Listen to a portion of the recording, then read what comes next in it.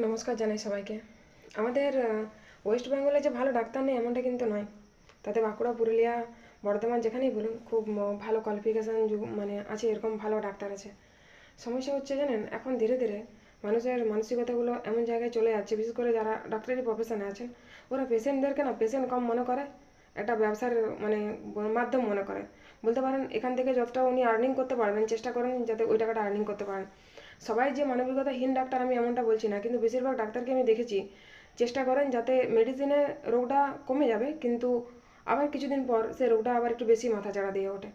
তো সেক্ষেত্রে আমাদের মতন যারা ধরুন এই লোকালে ডাক্তার দেখায় বা নিজের জেলাতে ডাক্তার দেখায়, তো দেখাতে দেখাতে যখন ক্লান্ত হয়ে যায় তখন একটু বাইরে দেখায়, মানে বলতে পারেন কলকাতা বা তার চেয়ে দূরে। তারপরেও যখন দেখে ওখান থেকে ভালো রেজাল্ট হচ্ছে না তখন বাইরে যায়।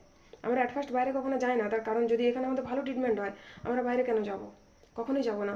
কিন্তু এখানকার ডাক্তারগুলোকে যখন যাই মানে ট্রিটমেন্ট করানোর জন্য, ব্যবহারটা এমন করেন যেন হয়তো আমরা কোনো জন্তু জানোয়ার, মানে ঠিক করে কথাও বলেন না।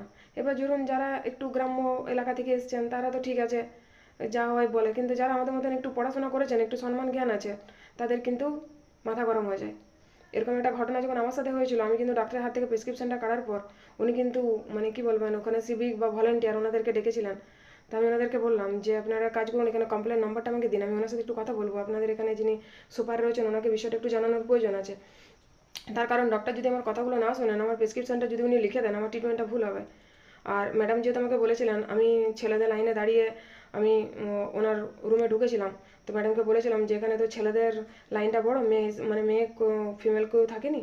তো সেখানে ওই ওনারাই বললেন যে আপনি আগে দেখান, আমি নিয়ম ভেঙে এখানে আসিনি। আর এটাই যদি নিয়ম হয় তাহলে আমার প্রেসক্রিপশানে দুটো ডক্টরের নাম আছে, আপনি ভালো করে দেখতে পারেন, সেই দুটো ডক্টরই কিন্তু ছেলে ডাক্তার। আপনি একজন ফিমেল হয়ে আমার ট্রিটমেন্টটা কী জন্য করবেন? রুলস তো আপনাকেও আমি শেখাতে পারি। তো এটা বলাতে ওনারা হয়তো সেন্টিমেন্টে লেগেছিল, কিন্তু আমার তো সেন্টিমেন্ট কিছু কম নেই, আমারও ইগো হার্ট হয়েছে। আমি ওখানে সুপারের সাথে কথা বলে পুরো বিষয়টা জানানোর পর আমার মানে ট্রিটমেন্টটা প্রপারভাবে করা হয়েছিল। কিন্তু আমরা কি প্রতিদিন এরকম ঝামেলা করবো? করবো না তো। তো আমি চাইছি যারা কোনো সরকারি হাসপাতালে দেখান, যদি দেখেন আপনার সাথে কোনো অন্যায় হয়, ওখানে হেল্প ডেস্ক নাম্বার আছে, ওখানে আপনার কমপ্লেন নাম্বার আছে, কমপ্লেন করবেন, বলার দরকার আছে। তার কারণ আমরা ট্যাক্স দিই, বা আমরা ট্যাক্স যদি নাও দিই তবুও সরকারের আমরা নাগরিক, সরকারের দায়িত্ব রয়েছে আমাদেরকে ভালোভাবে দেখার, ভালোভাবে রাখার, প্রপার আমাদেরকে ট্রিটমেন্ট বা চিকিৎসা প্রোভাইড করার। সেই জন্য ভালো ডাক্তারও ওনারা হায়ার করেছেন, ওনারা পেমেন্ট পান সরকারের কাছ থেকে। যদি কোথাও দেখেন আপনাদের ট্রিটমেন্টে কোনো ঘাটতি রয়েছে অবশ্যই অভিযোগ করবেন। যদি কারো মনে হয় ভিডিওটা ভালো, আমার ভিডিওতে একটা লাইক করবেন, আর যদি মনে হয় কিছু বলার আছে আমাকে অবশ্যই কমেন্ট করবেন। ভালো থাকুন, সুস্থ থাকুন।